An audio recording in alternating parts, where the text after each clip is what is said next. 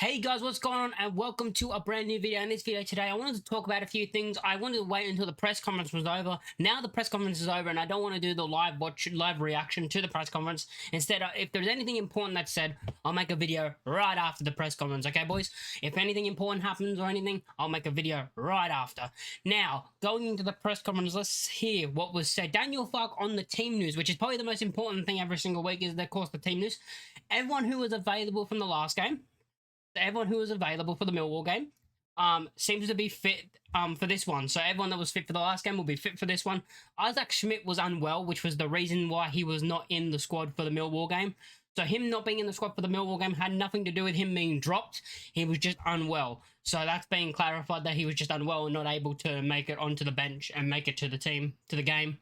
But he is now back in team training and looks like he'll be good for this game. So it looks like we will be seeing Schmidt on the bench. I mean, game time, will he get it? And that's something I want to talk about right after. I mean, you would have saw, of course, by the title of the video and the thumbnail that's about substitutions. Daniel Farke on the turnaround. Recovery time is a bit more tricky.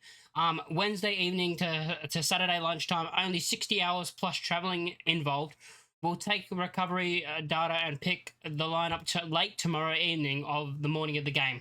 So right now he doesn't know what the lineup's going to be for this game, because obviously this happens, you know, when you have a quick turnaround, you have to make sure everyone who is fit is available and all that. You've got to make sure that the players that are fit in the game are going to be available for this one, and not just be available, being able to start. And there's going to be like no injury worries or, you know, tiredness with the quick turnarounds, of course, with those happening. But let's get into what I wanted to talk about, the main thing. And I have to go back and look. You might be saying I'm doing something. I'm trying to get up the last couple of games just to see a couple of things. So I do want to see, well, you know, the last 3 games.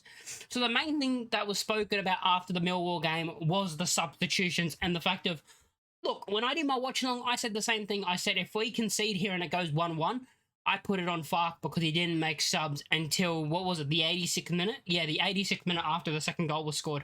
If we conceded before then, before we scored our second goal, it would have been on Farke if we dropped points for not changing it up and making some substitutions. People are still mad.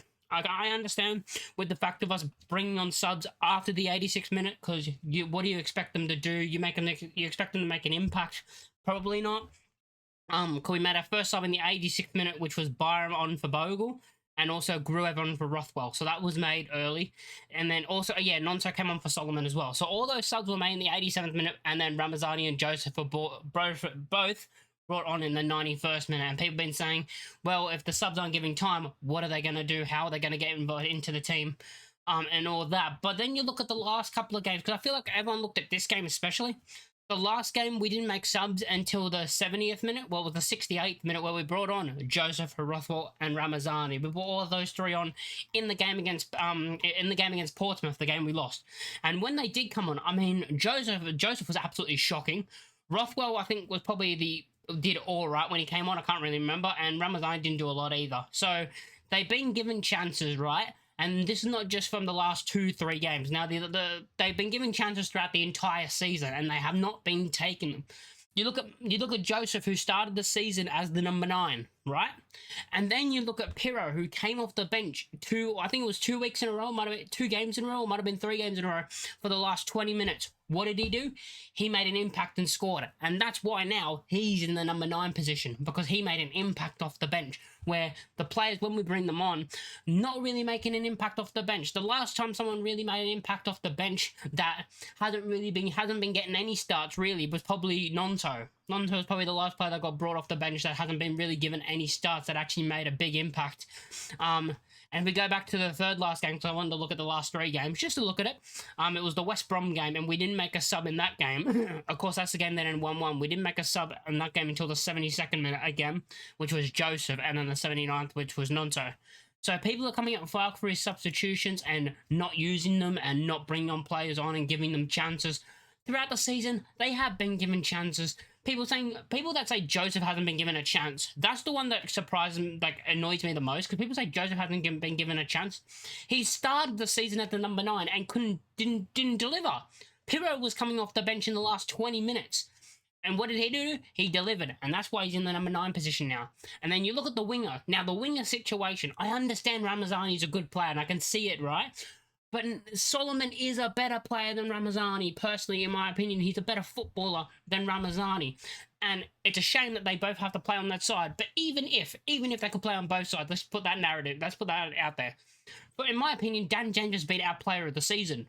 So how the hell are you going to take him out for Ramazani or Nonto? It's a very difficult decision to make and hard to do. And then we have people saying, just put one of them in the 10. Oh, they'll work wonders in the 10. If you watch Nonto, he doesn't, like, most of the time when he gets the ball, if you watch Nonto, he runs around defenders. He doesn't run through them. He runs around them. I don't think he has that ability to play the number 10 role. Also, he's a bit selfish at times and doesn't really pass the ball a lot. That's what was annoying me when we did see him, more earlier in the season. And he was being brought on every single game basically. He was kind of selfish. He was a selfish player, and he wouldn't pass the ball. You expect him to do well in the 10 when he doesn't pass, And then the one that I can see working in the 10, I'll give people this. The only player I can see working in the 10, in my opinion, the wingers, is Solomon. Now, if you did put Solomon in there, you could play Ramazani or Nonto on the left, which is fair. But then you look at now, right? And you look at the game that was just played against Millwall. Brendan Aronson, I'm so happy because he's been getting so much stick. He had a brilliant performance. I'm so happy for him. But then you look at that and you say, well, Aronson, maybe this should have happened beforehand, but Aronson had that good of a performance. You can't take him out now. you can't take him out now, but... yeah, so going back on the thing about my opinion on the substitutions, what can Farke do? For me, I think I said this before, and I tweeted it out, or someone else tweeted it out, and I agreed with it. It was something I think, someone else tweeted this out, and I agreed with it. With Farke, it's damned if he does, damned if he doesn't. It's always Farke will make the subs, and then people will be like, no, that's the wrong sub. Oh, it's what's he being brought off? It should be the other guy. You want him to make something to give these guys chances, and then he does. And then when they don't perform, you say, well, he should have been playing on the other side. Someone else should have come out. And because I look at this team, right, and I look at our bench, and we have the best bench. And this is another thing on people that say Farke doesn't know how to use substitutions. Which is the team in the championship with the most goals from players off the bench? Oh, is it Leeds United? Oh. So that just blows the whole argument about, blows the whole thing about Farke not being able to use his subs and doesn't know how to use subs right out of the water, because he does. But yeah, that's probably the main part. I forgot all about that. I actually just remembered. That was one of the main things, yeah. We've got the most goals off the bench. So that's weird from someone who doesn't know how to use his subs. Oh, but yeah, I think people just need to calm down. I understand that we're in this promotion race and we're very close and it's tight and we're going into an international break and then we have 8 games remaining and all that. But people, stay calm. It's fine. Ramazani and Nonto and Joseph don't have to play every single game in the season. They do not have to come off the bench in every single game. Sometimes Farke, maybe the manager knows a bit more than fans at some stages. Maybe the manager does know more than fans. And maybe some games he's like, I think this player would be better than being brought on. Maybe Gruev would be better being brought on in this game because we need to be more defensive and a Sam Byram instead of a Nonto and Ramazani on the wings. Another thing about the winger situation why I prefer Solomon and Dan James. They track back way more than Ramazani and Nonto do, in my opinion. Maybe Ramazani does, but I don't think he does it as much as Solomon does.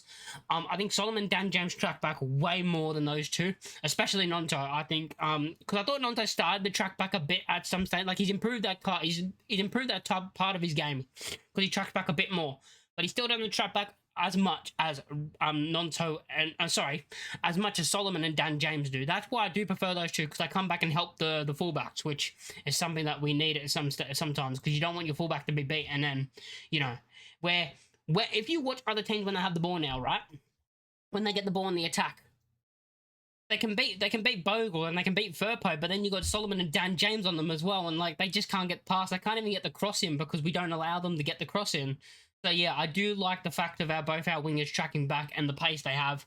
I think people just need to calm down on this. Farke doesn't know how to use his subs, because I believe he does. And the most goals in the league off the bench proves it. But yeah, going into this run, maybe we should give Farke some credit for what he's done in the last 2 seasons, because it's probably been one of the most exciting. Okay, it's not the Bielsa exciting football, yeah. But it's probably one of the best times being a Leeds fan I've had in my life. Not probably not. It's not the best, of course, because the Bielsa time was the best. But winning games comfortably. Winning games comfortably. When's the last time we had that? When's the last time we were winning games 2-0 and we'll be like, oh, we're chill. We're not going to concede because of how good we are. How good we are as a team to not concede goals. So maybe we should just give Farke more credit about what he's done with this team, especially after the relegation. By the way this team, what it was in at the early stage of of last season. Maybe we should give Farke a lot of credit for not just that. I mean, this season as well, losing our 3 best players and the way we replaced them.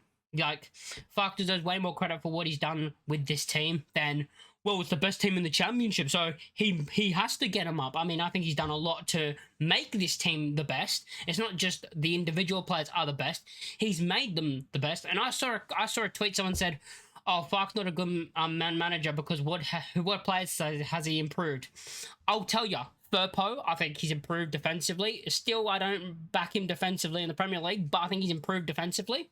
Dan James, I think he's improved. I think he's improved Dan James, like his finishing. I mean, his finishing is improved by a lot. I'll argue, I mean, people may argue, I could argue Joel Pirro, maybe not his finishing because he's always been amazing at finishing, but his all-round game has improved under Farke. Like, there's players that you can name that he has improved in this team. I'm probably missing one right now, but there's players in this team that he has improved. And when people say they don't know, like, they're like, no one's improved under this team and no players improved under Farke, it's just, that's another thing that makes no sense. But yeah, I think Farke's, I've gone on a tangent talking about how great of a manager Farke is, in my opinion. But yeah, once we get promoted, because I do believe we'll get promoted, we're going to back Farke in the Premier League. I mean, it might go all wrong. Who knows? But the gap between the Championship and the Premier League is that big that, hey, news to everyone, the players' gap is about that. The gap is huge. The gap is huge between the players from the Championship to the Premier League. It's just a fact. So yeah, when we get to the Premier League, just, I hope fans don't expect to win a lot of games because we're not going to. But, hey, let's enjoy the now. Let's get promoted and have a party when we win the league. Because I think we will win the league. If you guys like the video, make sure to like, comment, and subscribe. And I'll catch you all on the next one. Peace.